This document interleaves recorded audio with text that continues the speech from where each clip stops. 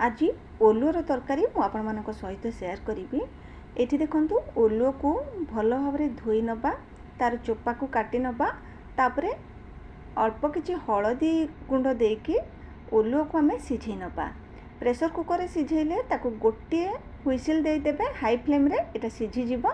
एठी देखंतु मु ओलुओ को सिझेई आनिछि आ ताको छोट छोट करी काटिके एबे नै जिबा। तरकारी बनैबा पय आमे गोटे मसला बनैबा। एठी मु सोरिष, जीरा और सुखिला लंका को किछि समय हला बतरेकी रखिथिली।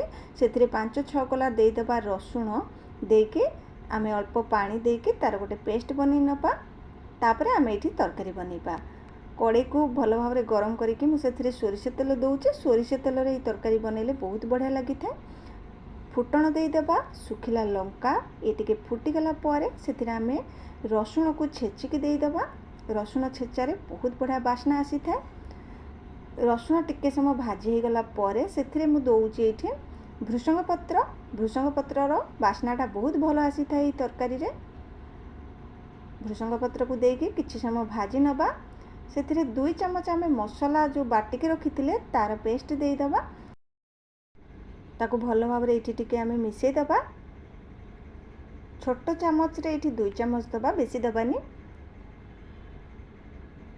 हळदी गुंड एठी मु अल्प दउची, काहेकि ना मु जेतेबेले ओलु को सिझेइथिली सेथिरे देइथिली। बेसी देइतेले एटा हळदिया हे जिवो। आ टिके राग लंका गुंड दउची।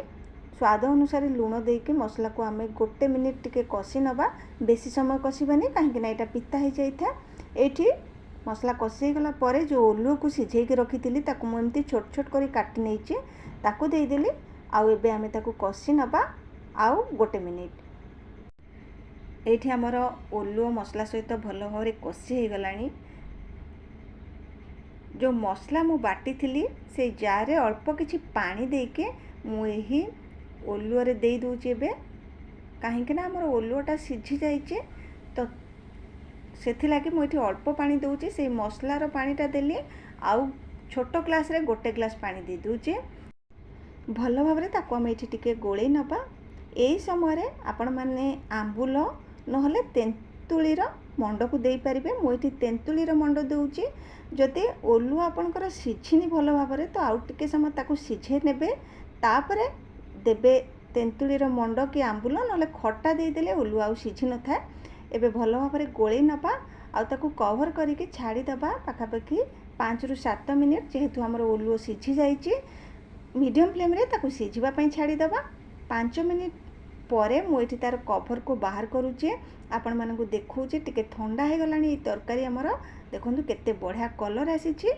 एमती तरकारी बनेके जदि आपण माने गरम भात सहित खाउचंती ताले बहुत बढ़िया लागिबो। वीडियो जदि आपण मानकु भल लागिथिबो ताले निहाती लाइक, शेयर और सब्सक्राइब करि नेबे।